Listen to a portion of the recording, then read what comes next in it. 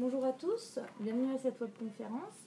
Je m'appelle Laura Balk, je suis chef de projet marketing au sein d'Ixelles et aujourd'hui je suis avec Michael Sylvestre qui va vous parler du Lean Digital. Donc c'est une première pour cette thématique, c'est la première fois qu'on la traite. Donc voilà, bienvenue à tous. Bonjour à tous et merci Laura pour cette introduction. Je suis très touché de vous voir aussi nombreux aujourd'hui avec moi pour ce thème du Lean Digital qui est une première chez nous. On travaille sur le sujet depuis plusieurs mois. Et donc l'idée, c'est une étape intermédiaire pour nous, pour vous proposer cette approche au sein du cabinet et avec vous. Alors on va dans un premier temps redévelopper ce qu'est le Lean et quels sont ses fondamentaux pour voir un petit peu quels sont les basiques qui vont nous servir pour le digital. Et dans un deuxième temps, on va voir comment les outils du numérique en fait, sont aussi un support pour notre démarche de transformation. Et on va s'apercevoir au travers de ces deux définitions en fait, qu'au milieu de tout ça, si on veut que ça fonctionne, il va falloir que tous nos outils, toutes ces transformations digitales et lean en fait, soient centrées sur l'humain pour qu'elles aient un vrai sens pour les acteurs opérationnels et pour que ce soit efficace et efficient pour l'entreprise dans un monde de plus en plus concurrentiel. Je vous proposerai une conclusion personnelle et qui représente le cabinet et on passera à une phase de questions-réponses. Merci à vous, installez-vous confortablement et à tout à l'heure pour les questions. Alors pourquoi ce thème au-delà du fait que le Lean est un concept, une culture, une philosophie qui s'est déployée ces 20-30 dernières années suite à toutes les démarches qui ont lieu chez Toyota et conceptualisées par le MIT. Donc au-delà de tous ces concepts-là, on a des évolutions technologiques majeures qui ont lieu ces dernières décennies et qui ont permis la généralisation d'Internet avec des modes de connexion Wi-Fi, 4G qui rendent les informations plus faciles à transférer, à communiquer. Et du coup, des capteurs qui sont communicants qui vont pouvoir nous aider dans notre démarche Lean pour augmenter en fait, la pertinence de nos informations. Et en lien avec toutes ces évolutions technologiques, on a une offre de logiciels de plus en plus abondante sur le marché. Et donc, l'entreprise au milieu de tout ça doit se dire, et finalement, est-ce que tout ça, ça va me servir à quelque chose et est-ce que ça va résoudre mes problèmes? C'est là qu'on va avoir besoin du Lean. Parallèlement à cette évolution technique, on a aussi une évolution sociétale qui fait qu'on va avoir une dématérialisation qui est rendue nécessaire par les usages, par le fait que les gens travaillent dans des environnements distants, soit chez soi pour le télétravail, soit dans des environnements type R&D ou même industriels éclatés sur différents sites en France ou dans le monde. Et donc cette dématérialisation nous pose quelques freins dans les entreprises et le digital peut nous aider à réduire ces frontières. Et puis, je dirais à la fois à titre personnel et générationnel, il se trouve que de plus en plus, le monde du travail est conçu avec du digital. Pourquoi? Parce que notre usage quotidien, c'est maintenant du smartphone, c'est de la communication directe à distance. Et ça donne du sens pour les générations qui sont nées peut-être plus récemment. Mais bien sûr que celui qui va travailler aujourd'hui veut retrouver son environnement de travail comme son environnement quotidien. Et donc, on va de toute façon vers ce monde-là et c'est une thématique importante pour les entreprises aujourd'hui. À titre personnel, après 6 ans passés dans le système d'information et 12 ans dans l'opérationnel, dans les usines et dans le monde du service, en logistique, en fabrication ou en supply chain, ces deux thématiques-là se combinent dans mon passé et me sont chères. Alors, c'est quoi le Lean? Bonne question. C'est quoi le Lean et comment est-ce qu'on fait du Lean? Je vais essayer d'être simple et basique, comme dirait la chanson.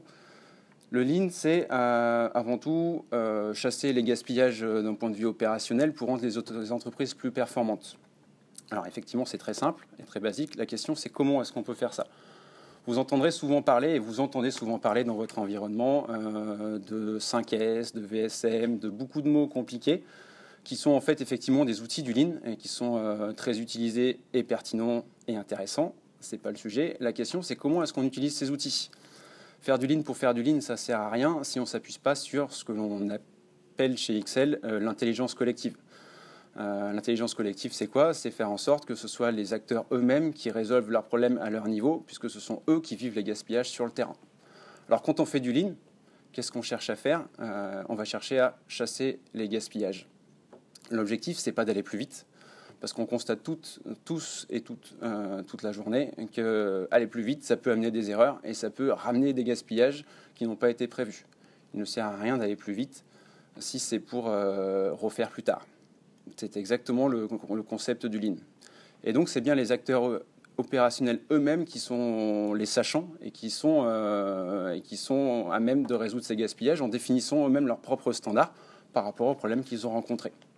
Et donc, on va s'apercevoir au fil de cette présentation que si on veut que ça fonctionne, il va falloir inverser en fait la réflexion et se mettre dans un système, une culture qui fait que les acteurs vont comprendre que l'objectif, c'est de résoudre nos problèmes récents pour s'améliorer de jour en jour et que le management nous donne confiance pour le faire. On va donc voir en quoi cela percute nos modes de fonctionnement de management traditionnels. Maintenant qu'on a vu les basiques du Lean, comment ça marche une transformation Lean dans une entreprise ?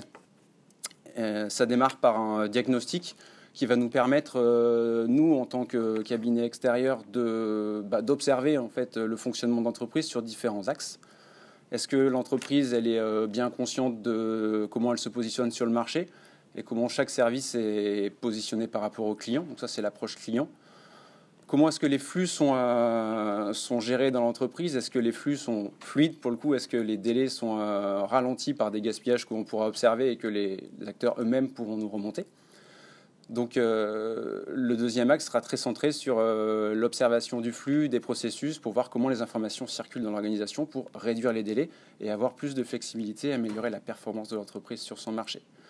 Et enfin, comment est-ce que l'entreprise se positionne par rapport à cette culture d'amélioration continue et comment est-ce que les activités se pilotent, sont centrées sur le client et comment est-ce que les acteurs eux-mêmes fonctionnent entre eux et dans le temps pour s'améliorer de jour en jour. C'est le troisième pavé principal. Une fois que l'on aura convergé avec l'entreprise sur ce diagnostic, on va construire une feuille de route. L'objectif de la feuille de route, ça va être, à partir des observations, de voir quels sont les chantiers prioritaires qui vont nous amener des résultats à court terme pour résoudre les problèmes principaux d'entreprise et sur lesquels on est persuadé que notre démarche et notre approche va marcher. Une fois qu'on va démontrer en quelque sorte la pertinence de cette approche, on va commencer à ouvrir un peu sur la culture et à former les personnes pour dire, et finalement, en raisonnant un petit peu différemment, peut-être que collectivement, on peut résoudre des problèmes tous les jours et chantier après chantier, améliorer notre quotidien. Et enfin, la troisième phase, l'objectif, c'est de se dire, tous ces chantiers-là et toutes ces initiatives, il faut qu'elles soient cohérentes par rapport à la stratégie de l'entreprise et que les initiatives locales d'amélioration nous amènent à conduire une stratégie qui, elle, se déploie sur plusieurs années. Et donc ça va être la phase de pérennisation et de pilotage de la démarche. Le Lean, notre démarche de transformation, ne va pas être là pour remplacer la stratégie ou se substituer à la stratégie, simplement pour dire à partir d'une vision, je vais devoir aller à un endroit en emmenant le maximum de personnes avec nous pour continuer à donner du sens aux personnes et faire en sorte qu'à leur niveau, elles puissent résoudre les problèmes pour nous amener à aller tous dans le même sens. Très facile en PowerPoint, j'en conviens. Alors, les gains attendus d'une démarche Lean, les 4 axes que vous connaissez certainement si vous êtes ici aujourd'hui, on va forcément parler de sécurité, qualité, délai et coût. Sécurité, pourquoi ? D'abord parce que l'objectif, c'est de travailler sans se faire mal. On veut tous rentrer chez soi en sécurité le soir. Et dans un deuxième temps, que les utilisateurs de nos produits soient en sécurité quand ils fonctionnent. Deuxième axe majeur, la qualité, j'en parlais en introduction. Si je ne vais pas bien du premier coup, je vais amener soit les clients à me faire une réclamation, soit des acteurs internes à me faire des retours, à faire des retouches ou à rebuter des appareils qui sont non conformes. Donc si on ne fait pas bien à la source, ça ne sert à rien de vouloir accélérer tant qu'on ne fait pas bien. Deuxième pilier fondamental du Lean. Et puis il y a un autre élément fondamental du Lean qui est le juste nécessaire, qui va se retrouver très bien derrière nos délais, c'est quels sont les gaspillages à l'intérieur de notre entreprise qui vont nous générer du stock, des attentes, et qui vont freiner en fait nos délais, donc moins de flexibilité vis-à-vis de nos clients, et puis moins de performance et des coûts de stockage qui augmentent. Donc le délai est un élément important. Et in fine, bien sûr qu'on a le coût. L'objectif, c'est bien d'améliorer le coût et les marges opérationnelles des entreprises. L'ordre est important. Pourquoi ? Parce que vous pourriez aussi avoir les mêmes outils et la même approche en partant du principe que l'objectif, c'est d'optimiser les coûts, donc de réduire les sources et de réduire les ressources, et de voir comment tout cela fonctionne. Si on a une approche par les coûts, on va commencer par enlever des ressources avec des processus qui n'ont pas été revus par rapport au gaspillage, et donc augmenter l'urgence de la situation et dégrader encore plus la performance. Donc le coût, il est bien la conséquence de faire bien du premier coup en sécurité, en ayant chassé le maximum de gaspillage. Donc nos problèmes de marge de l'entreprise sont en fait liés aux problèmes des opérationnels vécus au quotidien comme étant des gaspillages. Ces objectifs-là vont nous amener à développer nos collaborateurs, comme je le disais, pour résoudre des problèmes au quotidien, chacun à leur niveau, en développant leurs propres standards de fonctionnement de plus en plus efficaces dans le temps. On ne va pas chercher à faire 100% bien du premier coup, mais petit pas par petit pas, en amenant ce qui s'est passé la veille et en l'améliorant, on va donner de plus en plus de sens et permettre aux gens de s'approprier leur environnement et donc le contexte et donc de retrouver du sens au travail. En améliorant ces standards, on va forcément améliorer la vision client.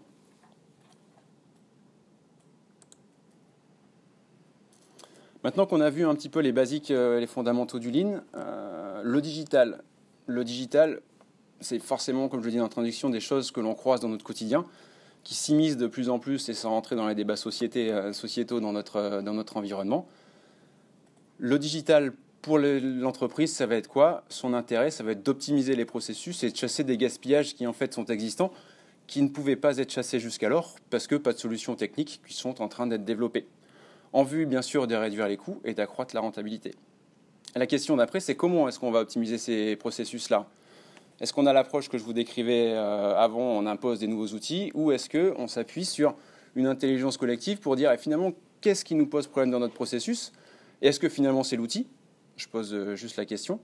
Ça sera à décider avec les acteurs des processus eux-mêmes pour repenser non seulement le processus, mais à terme, repenser l'offre complète de l'entreprise et transformer en profondeur cette entreprise qui fait face, du coup, à de nouveaux entrants, puisque les nouvelles possibilités qui sont utiles pour nos processus dans les entreprises sont aussi utiles pour les clients qui vont avoir de nouvelles approches de consommation rendues disponibles sur le marché, comme le drive, comme plein de choses pour les courses par exemple, comme plein de choses qui viennent petit à petit pas s'imposer, mais se compléter, se substituer parfois ou compléter l'offre existante et jusqu'où je vais finalement dans ma digitalisation. C'est ça la transformation digitale. On va donc avoir deux types une transformation digitale en deux étapes. La première qui va être sur une phase de digitalisation qu'on pourrait appeler de numérisation des processus existants qui en fait vont gagner en efficience avec des gaspillages, des automatisations, des logiciels qui vont éviter des choses répétitives à faire et qui n'ont pas une grande valeur ajoutée pour les acteurs. Et puis petit à petit, on va aller vers de la transformation digitale. C'est-à-dire que chacun dans son processus va revoir son offre par rapport à son client interne ou externe et petit à petit, on va avoir de nouvelles possibilités d'adresser nos clients. Et quand on parle d'adresser nos clients, on parle bien de ligne puisqu'on parle de quelle est notre valeur ajoutée finalement par rapport au client. Est-ce que notre valeur ajoutée, elle n'est pas un peu en train de se transformer avec ces nouveaux outils? On pourrait prendre par exemple le principe, ce qui s'est passé dans le secteur bancaire sur ces 20 dernières années, où vous avez eu par exemple, avant les années 2008, l'activité de trading qui était basée sur des acteurs qui étaient des traders, qui utilisaient des outils informatiques parfois complexes, en vue d'agir sur les marchés pour placer l'argent, obtenir des rendements par rapport au risque, tout le métier du trading. Et puis, après la crise qui s'est produite en 2008, il y a eu une nouvelle réglementation qui, quelque part, a bouleversé un peu la donne en ramenant des exigences supplémentaires sur le secteur du trading. Et puis, parallèlement à ça, l'outil informatique a commencé à développer des possibilités d'algorithmiques qui, en fait, pouvaient faire ce que faisaient les hommes avant, mais d'une manière un peu différente et de plus en plus performante. Donc, l'activité de trading, qui était basée sur des personnes, est petit à petit passée sur une activité de plus en plus numérique. Et la valeur ajoutée, finalement, n'était plus la personne et la performance de la personne, mais bien l'algorithme et le système informatique derrière avec les données qu'il manipulait. Donc, quelles données j'utilise et comment je les manipule pour optimiser mon activité de trading. Si on continue sur le secteur bancaire et qu'on quitte le monde du trading et qu'on passe sur la banque plus traditionnelle que nous voyons tous les jours, les clients ont commencé à se dire finalement, est-ce que j'ai besoin d'aller dans mon agence bancaire pour encaisser un chèque, pour aller commander un chéquier et pour faire un virement. Donc petit à petit, les nouveaux portails disponibles sur nos téléphones nous amènent à repenser l'organisation et les compétences de ce qui peut y avoir dans les agences traditionnelles. On a donc bien une transformation qui se fait dans le temps et qui s'appuie sur une somme quelque part de digitalisation et des nouvelles possibilités qui viennent percuter nos usages du quotidien dans la vie professionnelle mais également personnelle. Donc voilà un petit peu l'approche de transformation digitale qui se fait également dans le temps en parallèle de notre transformation Lean. Alors si on revient à notre transformation Lean, le digital va également amener de nouveaux outils et la démarche d'amélioration continue, finalement, elle va également hériter de nouvelles possibilités. Nouvelles possibilités pour mieux mobiliser l'intelligence collective, comme je le disais, pour faire en sorte que les équipes puissent collaborer plus efficacement, notamment dans des environnements distants. Pour faire cela, on va s'appuyer sur une solution chez XL qui s'appelle Yobeya, qu'on utilise nous en interne pour notre propre activité et qu'on promeut chez certains clients en fonction du contexte. Donc nous, je ne l'ai pas précisé, mais chez XL, notre approche, c'est de dire tous les outils que je vous présente là aujourd'hui sont des outils qu'on teste chez nous avant de les tester, de les mettre en application chez nos clients. Et ce qui est là sont des choses qui sont éprouvées et on n'est pas là pour faire les apprentis savants dans votre entreprise si vous nous confiez des missions. Donc voilà pour la partie équipe distante et collaboration d'équipe distante. Ensuite, le deuxième mode d'action principal du Lean que je vous ai présenté, c'est le juste nécessaire par rapport à la valeur ajoutée et aux besoins clients. Et bien finalement, on s'aperçoit que quand on fait du Lean, on va devoir construire des standards, et je le préciserai juste après. Oui, c'est nécessaire. Est-ce que c'est nécessaire de passer 2 heures par document pour faire des standards ? La réponse, elle est non. Donc à ce moment-là, on va s'appuyer sur des solutions techniques qui sont promues par Usitab notamment, et qui nous permettent en fait de collecter des données en automatique sur le terrain pour les mettre à disposition pour nos standards et en même temps de pouvoir les déployer efficacement sur le terrain, ce qu'on appelle le zéro papier. Donc là, on commence à entrevoir ce qu'on appelle l'usine 4.0 et la construction de l'usine de demain qui est celle en cours finalement. Et puis, en dernier point, si on veut faire ça tous les jours, la remise en question permanente et faire en sorte que les gens eux-mêmes s'approprient leur environnement de travail, ça veut dire qu'il faut leur mettre à disposition les indicateurs qui leur parlent, qui font partie de leur quotidien, et tout ça en temps réel. Ce qu'aujourd'hui ne savent pas bien faire nos systèmes d'information classiques comme les ERP, qui eux sont plus dans une démarche de planification et d'optimisation des ressources. Donc on va avoir des systèmes de captage sur le terrain basés sur une nouvelle technologie pour rendre à disposition l'information juste nécessaire aux personnes pour pouvoir réagir et avoir des performances en temps réel. Usitab fait également cela avec une solution qui s'appelle UsiChart, que je ne pourrais pas vous proposer là pour des raisons de temps, mais elle est disponible et on travaille également avec ce partenaire-là sur ces thématiques-là. Alors le management visuel et le Lean. Le management visuel est à la base du Lean. Pour quelle raison ? Je pense que c'est des choses qui sont connues si vous êtes parmi nous aujourd'hui. L'objectif du management visuel, ça va être pour donner du sens aux acteurs du terrain, de faire en sorte que les indicateurs et la performance qu'ils partagent tous les jours soient des choses qui leur parlent. Ça ne sert à rien de partager la qualité de service de l'usine sur chaque opérateur, sachant que son objectif, ça va être de fabriquer le bon nombre de pièces.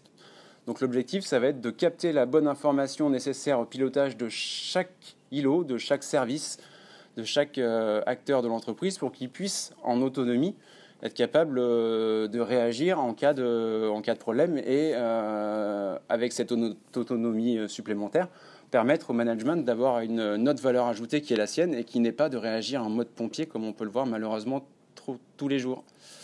C'est ce que l'on peut constater chez trop de clients, c'est que cette absence de vision fait que chacun courant quelque part, si j'ose dire, dans son coin, va courir de plus en plus vite, se fatiguer, mais ce manque de vision fait qu'en ayant cette absence de vision transverse, on va perdre de vue le besoin de notre client et tout en étant à fond, continuer à avoir des clients qui sont insatisfaits.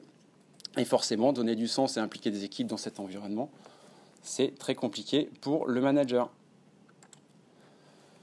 Donc le but du management visuel, ça va être de mettre en place tous les jours, au plus proche des personnes, la bonne information, l'information juste nécessaire pour qu'ils puissent s'y retrouver et prendre les bonnes décisions sans avoir besoin de courir après celui qui planifie, après son manager, après celui qui achète, et prendre une décision la plus simple possible avec un environnement bien défini. Cela va nous permettre en fait de rentrer dans une démarche d'amélioration, puisque chacun, sur la base de ce qui s'est passé la veille, pourra améliorer son propre standard de fonctionnement. Donc c'est un mode de management où on met à disposition peu d'informations, mais visuelles et pertinentes pour la personne. C'est forcément dynamique, parce que si je vous demande ce qui s'est passé le mois dernier ou la semaine dernière, vous me parlerez du vendredi et pas du lundi. Donc c'est des choses qui vont se faire tous les jours, très courtes, de manière dans une démarche de participation et d'avoir des actions concrètes, quotidiennes, qui améliorent notre quotidien et que chacun puisse améliorer son propre standard. Alors comment ça se matérialise ? Ça se matérialise souvent par des tableaux Velleda que vous verrez dans les entreprises et que vous avez certainement déjà mis en place. L'objectif de ces tableaux, c'est sur les 4 axes que je vous ai présentés en introduction, sécurité, qualité, délai et coût, de voir qu'est-ce qui n'a pas bien marché récemment et qu'est-ce qu'on pourrait mieux faire pour réduire nos problèmes du moment. Et puis petit à petit d'aller à la source de ces problèmes pour les éradiquer, pour aller dans une démarche de plus en plus d'amélioration et d'anticipation des problèmes. Ce qui va nous permettre de partager cette culture en fait au niveau du terrain, de dire oui, tous les jours on a des problèmes, mais collectivement, résolvons ces problèmes pour ne pas avoir les mêmes tous les jours et s'améliorer par rapport à notre client.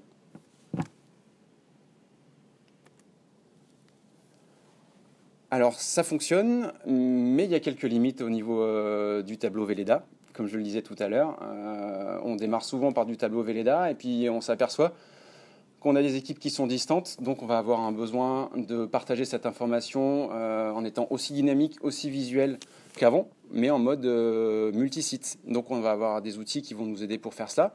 On va avoir des contraintes d'espace. Pourquoi ? Parce que quand on va commencer à gérer des projets sur ce même mode de pilotage, on va s'apercevoir qu'il faut un tableau par projet ou une salle complète pour plusieurs projets et les contraintes d'espace font qu'on a besoin de solutions pour limiter cet espace parce que ça fait partie de nos contraintes physiques et matérielles.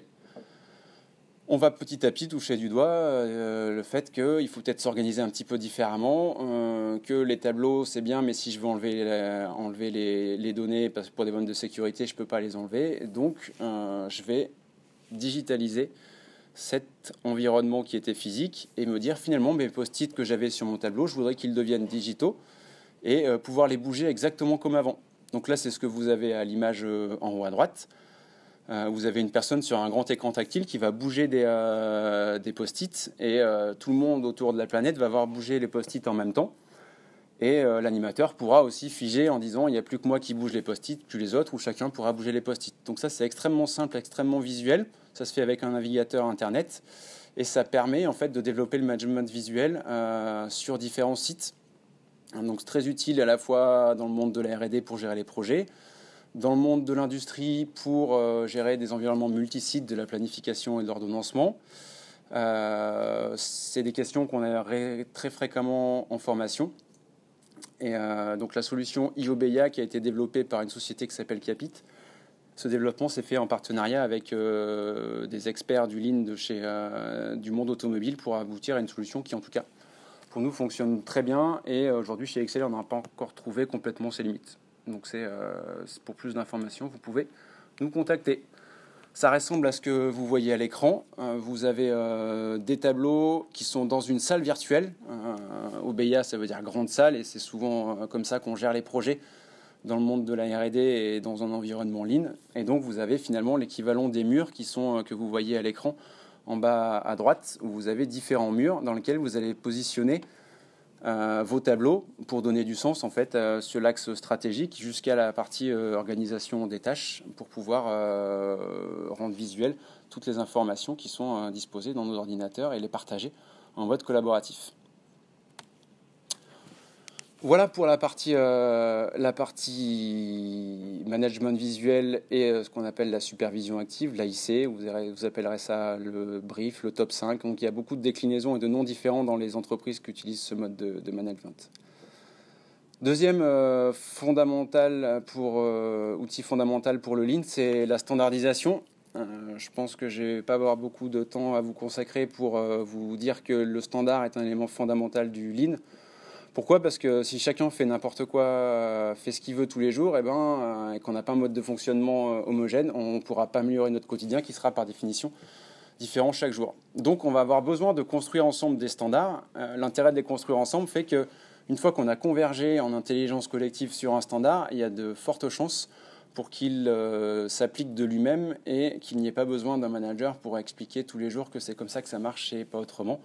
Et finalement, le top-down, on s'aperçoit que c'est efficace à court terme, mais à très court terme seulement. Donc l'objectif, c'est bien de se dire, on a des standards que l'on va faire évoluer avec notre supervision active qu'on a vu précédemment, sur la base des performances passées, et améliorer petit à petit nos standards. Et puis en cas de gros problèmes, on va lancer des chantiers dans lesquels on va introduire des ruptures dans nos standards pour fonctionner différemment. C'est le but de tous nos chantiers dans notre démarche que je vous ai présentée en introduction. Donc on va donc alterner des phases de rupture et des phases d'amélioration continue avec notre pilotage quotidien qui vont nous amener à faire évoluer ces standards. Le standard, donc c'est bien, sauf qu'il faut du temps pour le faire fonctionner. Et l'idée derrière la digitalisation, ça va être de chasser les gaspillages de notre démarche de standardisation, c'est-à-dire faire en sorte que j'ai évité d'aller à la fois sur le terrain pour prendre des photos, faire des dessins, remplir un cahier, revenir au bureau, télécharger les photos, se rappeler de quelles photos j'avais téléchargées pour mettre les bons textes en dessous, si tant est que je me rappelle de tout parce que c'était pas forcément hier que je l'ai fait, pour remettre en forme avec un standard, pour revalider avec mon chef ou avec le système qualité.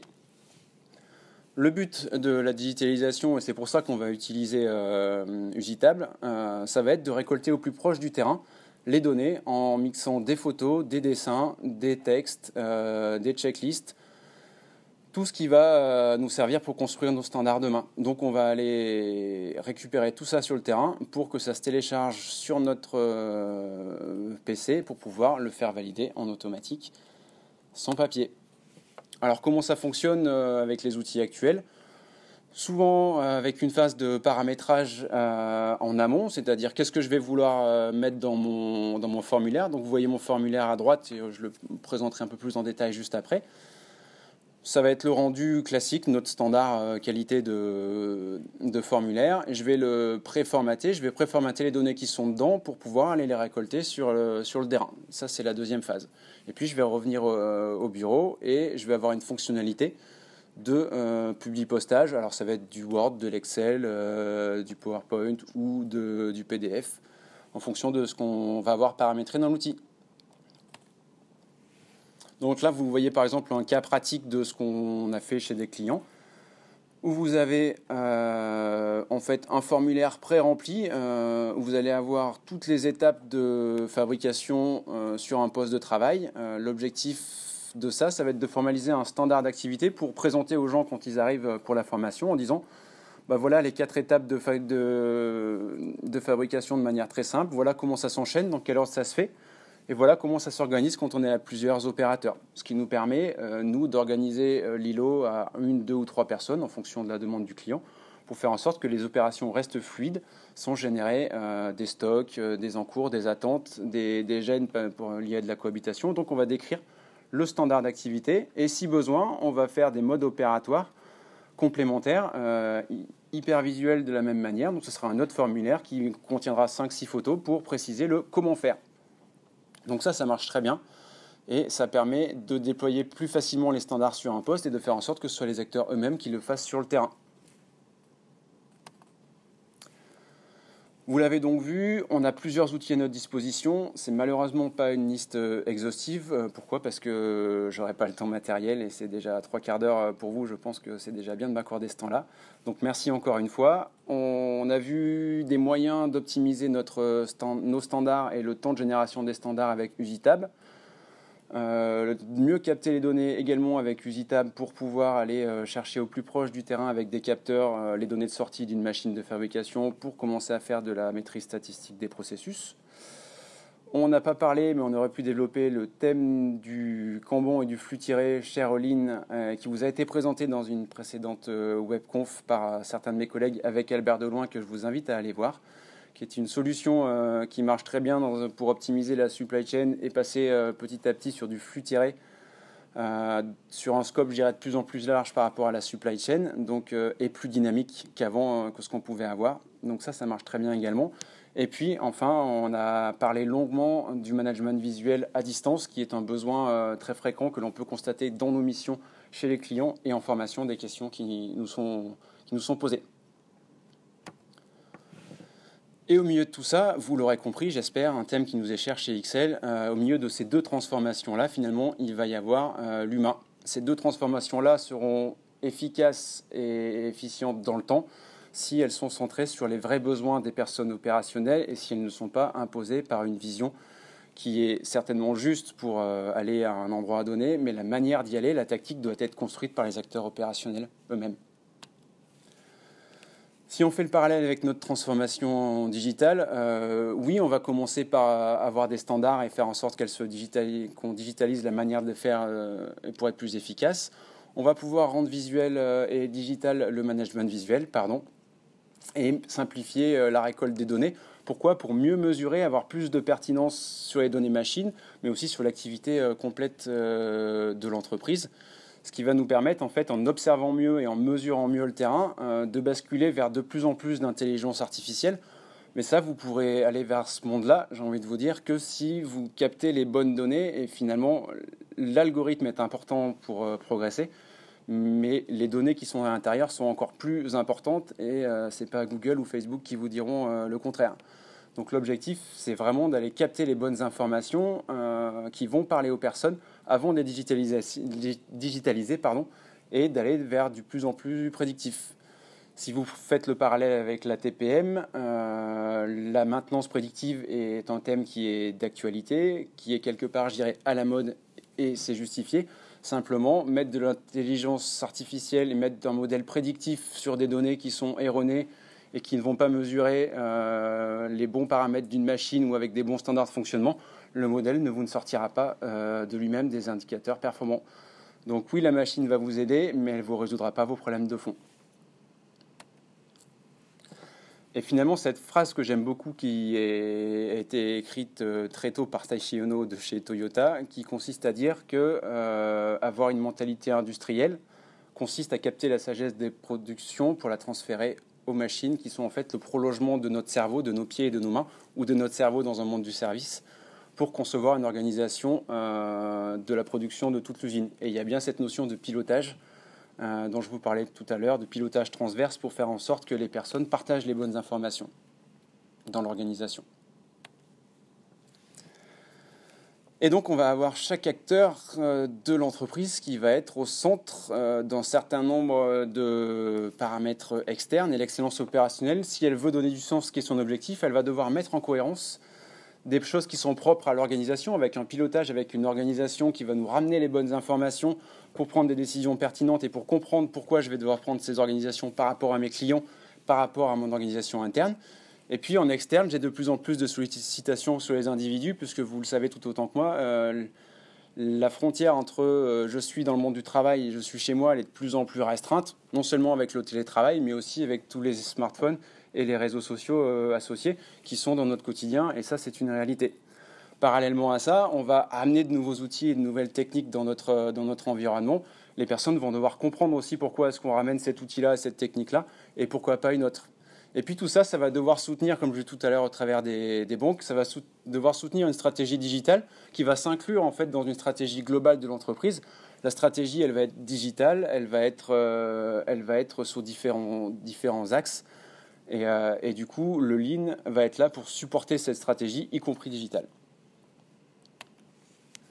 Et au milieu de tout ça, un axe que l'on développe beaucoup chez XL et avec beaucoup de formations sur le sujet, qui est l'évolution du rôle du manager. Le manager dans un environnement Lean ne va pas avoir le même rôle que dans un environnement dit plus traditionnel tel qu'on a pu le connaître tout au long du XXe siècle. Et tout ça, ça se transforme petit à petit en lien avec toutes les évolutions que je vous ai décrites depuis le début de cette webconf.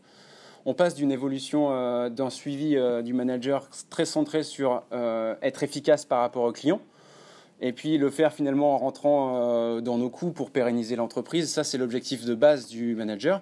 Mais petit à petit, si je reviens un peu en arrière, chaque personne de l'entreprise étant en lien avec tous les facteurs qui sont ici, le but du manager va être de donner du sens à ce qui est fait dans l'entreprise et dans son activité pour que ses compétences restent et qu'elles puissent s'adapter au mieux par rapport à la stratégie de l'entreprise. Il va donc falloir faire grandir les collaborateurs dans cet environnement très changeant et très attractif vis-à-vis de l'extérieur. En lien avec tout ça, vous avez aussi, bien évidemment, des générations qui évoluent et un équilibre vie privée, vie professionnelle qui souhaité par les individus qui n'est plus le même que dans le passé. Et donc, donner du sens, ça va faire partie des missions de base du manager et permettre à chaque collaborateur de rentrer chez lui avec un cerveau disponible le soir. Et ça, ce n'est pas toujours ce qu'on peut constater dans les entreprises et dans nos environnements actuels. Et donc, le manager va devoir se positionner dans un rôle non seulement de manager pour faire respecter les standards d'amélioration qui ont été bâtis avec ses collaborateurs, et en même temps, cette démarche de coaching pour faire comprendre que finalement, ce n'est plus le manager qui va prendre la décision pour tout le monde, mais il va mettre à disposition un environnement qui, en donnant du sens, permet aux personnes d'améliorer leur propre fonctionnement et de revoir le mode de fonctionnement du standard. Mais oui, du standard, il y en aura, et le manager doit continuer à veiller à ce que ça s'applique pour pouvoir être dans cette démarche d'amélioration. Donc on a bien une notion de coaching qui est en parallèle de la notion de respect du standard tel qu'on l'avait dans le passé.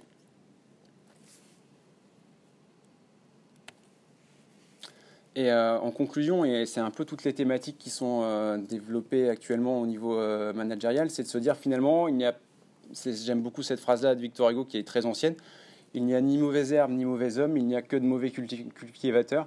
L'objectif derrière ça, c'est bien de se dire, on doit mettre en place un système qui va nous permettre de faire grandir les personnes pour qu'elles puissent au mieux accompagner la stratégie et continuer à sentir le sens du vent, si j'ose dire, et aller vers un environnement différent demain.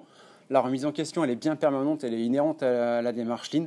Par contre, les gens doivent comprendre le sens de la direction, et c'est ce qu'on va trouver dans les outils type Oshin Konri ou autres, qui vont nous permettre en fait de dire on est là aujourd'hui, on veut être là dans 5 ans, et petit à petit, on va faire évoluer à la fois les environnements, les outils, les techniques, mais aussi les compétences, pour que chacun puisse trouver sa place dans le monde de demain. Donc j'espère que vous l'aurez compris, le digital c'est bien une réalité qui est dans notre quotidien, qui est dans nos entreprises, qui nous permet de simplifier la transformation en ligne, mais la transformation digitale, elle ne pourra fonctionner que si elle est là pour résoudre des problèmes des acteurs opérationnels eux-mêmes, et j'ai envie de vous dire ne pas acheter un outil à la mode parce qu'effectivement il est certainement très performant. Est-ce qu'il est adéquat et est-ce qu'il est opportun par rapport à mon entreprise? Ça, c'est la démarche Lean qui va pouvoir vous l'apporter, en tout cas cette vision-là. Et puis, forcément, indirectement, faire du Lean si on n'intègre pas cette dimension digitale, eh ben, c'est un non-sens puisque c'est forcément quelque chose qui fait partie de notre quotidien, qui fait partie des besoins des clients, qui va être centré sur le client. Donc oui, la transformation Lean, elle va intégrer une partie digitale qu'on intègre, nous, en amont, lors du diagnostic que je vous ai présenté tout à l'heure dans la démarche Lean. Et donc, finalement, notre objectif, ça va être de choisir des outils, de rajouter des outils par rapport aux nouvelles possibilités techniques qui vont être centrées sur l'humain pour plus de valeur ajoutée chez les clients.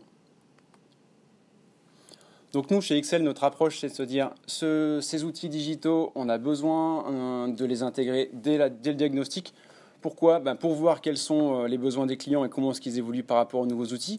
Comment est-ce que finalement l'entreprise elle-même est organisée au niveau système d'information, puisqu'on va demander au système d'information d'être de plus en plus agile pour pouvoir répondre de plus en plus vite à des nouveaux besoins. On inverse aussi là le raisonnement côté système d'information. Donc tout ça, il faut bien l'intégrer dans la phase de diagnostic de maturité de l'entreprise, de maturité Lean, pour construire une feuille de route pertinente par rapport à la stratégie de l'entreprise, pour coller au mieux à cette stratégie. Et donc nous, une des manières de le faire au travers de la démarche Lean, c'est aussi d'amener des outils digitaux qui vont nous permettre de répondre à des nouvelles problématiques liées aux nouveaux usages que je vous ai présentés et à être de plus en plus efficace dans notre démarche, puisque c'est forcément un besoin de tout le monde et de tous les jours. Voilà, j'espère que cette thématique-là vous a parlé. Je vous invite maintenant à me poser des questions. Laura, je te laisse. Oui, merci Michael. Donc on a pas mal de questions, je vous laisse continuer à les poser dès maintenant et on les traitera au fur et à mesure qu'elles tombent.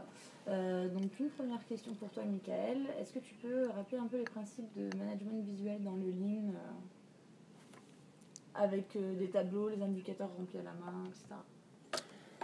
Ok, donc comme je l'ai présenté tout à l'heure et peut-être pas été assez précis, désolé si c'était trop succinct, l'objectif du management visuel tel qu'on le met en place et tel qu'on le déploie, ça va être de donner du sens à ce qui se passe sur le terrain. Si je prends un exemple concret, ça va être si je suis sur une machine de fabrication dans un environnement de production, une machine de fabrication, je vais devoir sortir un certain nombre de pièces par jour pour les servir dans certains délais et je vais mesurer tous les jours l'activité même du service pour les rendre disponibles tous les jours, tous les matins, pour que chaque jour, toute l'équipe puisse se réunir en 10-15 minutes pour se dire, sur les 4 axes, sécurité, qualité, délai et coût, qu'est-ce qui a bien marché hier, qu'est-ce qui a moins bien marché, et qu'est-ce qui a moins bien marché, comment est-ce qu'on pourrait fonctionner différemment pour déjà résoudre le problème à court terme, mais surtout prévoir dans l'organisation une demi-heure ou 3/4 d'heure pour faire de la résolution de problèmes avec les personnes qui sont sur le terrain et qui disent et finalement pourquoi ce problème-là il arrive et comment est-ce que je pourrais fonctionner demain pour éviter d'avoir ces pertes-là que j'ai pu observer la veille. Et donc on va mettre à disposition ces tableaux-là pour supporter cette démarche de résolution de problèmes. J'espère que c'est plus clair. Merci. Merci. Alors j'ai une autre question. Comment adapter le DMAIC pour mieux coller à la mise en œuvre de projets incluant le digital ? C'est une très bonne question à laquelle je n'avais pas songé. Merci Laura et merci à la personne qui l'a posée. J'ai envie de répondre. Pourquoi l'adapter ? Puisqu'en fait, on va faire exactement la même chose. Le DMAIC, en fait, c'est juste une structure qui va supporter votre projet, qui va vous dire finalement, votre projet, même s'il est digital, c'est quoi son objectif ? Donc c'est là que vous allez devoir le définir et le cadrer. Et si je vous disais, quand je disais tout à l'heure, le Lean est là pour structurer la démarche digitale, c'est exactement le sens de la question, c'est de se dire, dans la phase de mesure, vous allez vous dire, j'ai un problème, qu'est-ce que je vais devoir faire ? Et la phase de mesure, c'est qu'est-ce qui va me permettre de dire que j'ai résolu le problème ? Si déjà on se posait toutes ces questions-là avant de mettre en place un outil, peut-être qu'on en mettrait moins en place, très honnêtement, et peut-être qu'on aurait des solutions beaucoup plus simples et qui sont peut-être moins digitales, mais tout en résolvant les problèmes. Donc moi, mon objectif, c'est pas d'amener du digital, c'est d'amener des solutions par rapport à l'entreprise. Elles vont être parfois digitales, mais c'est bien en définissant le contexte du problème et en mesurant qu'on va se dire finalement on a besoin d'un nouvel outil, ou parfois ce que je vois chez les clients, on a juste besoin de revoir à la fois la manière dont on utilise l'outil et partager les bonnes informations entre deux services, si vous voyez ce que je veux dire. Merci. Alors j'ai une question de Rodrigue. Quels sont les basiques du Lean à digitaliser afin de gagner l'adhérence et apporter de la valeur ajoutée aux opérationnels ? Bonne question, à laquelle je n'avais pas pensé non plus. C'est là que la démarche, elle prend son sens dans l'idée qui est de se dire, ça dépend de l'environnement où vous êtes. Je vais prendre 2 exemples. Quand j'étais dans un environnement start-up, vous apercevez qu'une start-up qui grossit, elle a exactement les mêmes problèmes qu'une entreprise, qu'une industrie. Elle va rajouter des personnes au marketing, elle va rajouter des personnes au design, des personnes dans les différents services qui vont petit à petit de moins en moins collaborer. Et donc, on va arriver à mettre en place du management visuel justement pour que les gens puissent voir leur propre activité et puissent partager les bonnes informations chacun à leur niveau. Et dans ce sens-là, quand je suis dans une start-up, je vais avoir plus de mal à sortir un tableau Velleda avec des post-it que de sortir un nouvel outil numérique qui fait de l'animation à distance en virtuel. Donc dans ce cas-là, je vais amener une solution digitale et parfois je vais amener une solution papier qui va être centrée sur le management visuel pour décloisonner, pour désiloter l'organisation qui est en train de grossir. Donc dans le cas présent, le diagnostic m'a bien permis de me dire quel est l'outil principal que je vais amener dans ma démarche pour résoudre le problème de fond de cette entreprise. Et après, il va découler un certain nombre de problématiques annexes qu'on va devoir traiter avec d'autres manières. Donc c'est vraiment le diagnostic qui va vous orienter à la fois sur qu'est-ce que je vais digitaliser en premier, mais avant de digitaliser en premier, comme je disais tout à l'heure, finalement, c'est quoi le problème que je vais devoir résoudre ? Et forcément, la culture de l'entreprise elle-même, sa génération, on va dire, la pyramide des âges va forcément m'aider aussi pour choisir l'outil adapté.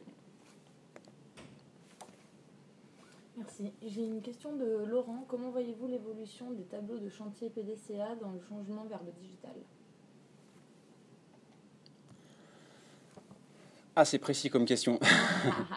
Donc là, je pense que vous faites référence aux tableaux d'action PDCA qui vont se retrouver dessous sous en fait nos tableaux d'amélioration, nos tableaux visuels de management. Donc on va avoir effectivement de la résolution de problèmes avec des actions qui vont être lancées. Le frein qu'on a de plus en plus dans les actions et qu'on a dans toutes les entreprises, pour l'avoir vécu moi aussi en interne, c'est de se dire je vais avoir un certain nombre d'actions qui vont être présentes sur tous les tableaux et je vais devoir savoir finalement quelles sont les priorités dans tout ça et qui travaille sur quoi. Donc petit à petit, l'idée de ces tableaux qui sont isolés sur chaque environnement de travail, ça va être de mettre en place un système de gestion des actions pour en fait rendre visuel de quelles sont les actions en train d'être traitées dans les différents services et finalement pouvoir gérer les priorités globales d'une usine et au travers d'un outil de gestion des actions. Donc ça fait partie des évolutions que j'ai déjà testées dans un second temps après avoir mis en place la résolution de problèmes et le management visuel pour faire en sorte qu'on a tous beaucoup de problèmes, on a tous beaucoup d'actions. Il faut les prioriser et il faut donner la vision de quelles actions on traite et lesquelles on ne traite pas et dans quelle ordre on les traite à chaque niveau. Au niveau opérationnel pour faire en sorte que les gens restent impliqués et au niveau managérial pour que chaque personne sache sur quoi ses collaborateurs travaillent. Donc merci pour la question. J'ai une question spécifique à IOBEGA. Est-ce que c'est compatible avec Office 365, Project Online, Jira, etc. Je vois qu'on rentre dans la technique. Merci. Alors, plusieurs éléments de réponse. La première, oui, je ne sais pas répondre sur tous les outils. Je sais par contre que l'outil, il possède des plugins et il peut se connecter à de l'Office 365 ou d'autres outils pour générer en automatique de la communication. Après, j'ai envie de vous dire, l'utilisation que j'ai eue, en tout cas chez Excel dans un premier temps, c'est de se dire, déjà, rendons l'information disponible à distance, et après, automatisons-la. Il faut passer du temps sur la construction du tableau avant de commencer tout de suite à vouloir automatiser tout ce qui est récolte des indicateurs, tout ce qui est partage des actions. Et il faut surtout se mettre d'accord sur comment est-ce qu'on va piloter ça avant de rentrer dans le détail et vouloir tout optimiser. On a envie d'y aller petit à petit, pas à pas. Très honnêtement, je ne suis pas encore arrivé dans cette solution-là. Je pense que d'ici 6 mois, 1 an, on sera mûr pour pouvoir partager les indicateurs en automatique. Aujourd'hui, c'est 4 indicateurs remplis toutes les semaines. C'est franchement pas compliqué et quand ça donne du sens aux gens, ça se fait très naturellement. C'est le principe. Merci pour la question. Alors, j'ai une question, une réflexion un peu. Est-ce qu'il n'est pas trop tôt pour parler de l'utilisation de l'intelligence artificielle dans le Lean? Est-ce que justement, on ne perdrait pas la main sur l'évolution des hommes en utilisant l'intelligence artificielle? Un débat presque sociétal, et que je partage d'ailleurs, le débat. Ça dépend de comment est-ce qu'on conçoit le digital. Comme je le disais dans la présentation, si on conçoit bien l'intelligence artificielle comme un prolongement de notre pensée, ça sous-entend que notre pensée elle est claire et structurée. Et elle n'est pas sur tous les thèmes. Et j'ai envie de dire, dans un premier temps, commençons par nous poser la question de qu'est-ce qu'on veut faire avant de construire des algorithmes très performants. Le Lean, là où je rejoins complètement la question, c'est avant tout du bon sens paysan avant des algorithmes compliqués. Puisque si on part sur des algorithmes compliqués tout de suite, ça veut dire qu'on rend la main à une intelligence qui serait supérieure, mais qui en fait ne modélisera pas la vraie vision de ce qu'on a sur le terrain. Donc c'est quelque chose qui pourrait être utilisé de manière ciblée pour répondre à des problématiques très abouties dans l'organisation, et c'est pas quelque chose à généraliser, en tout cas à court terme de mon côté, on n'est pas mûr. Merci pour la question.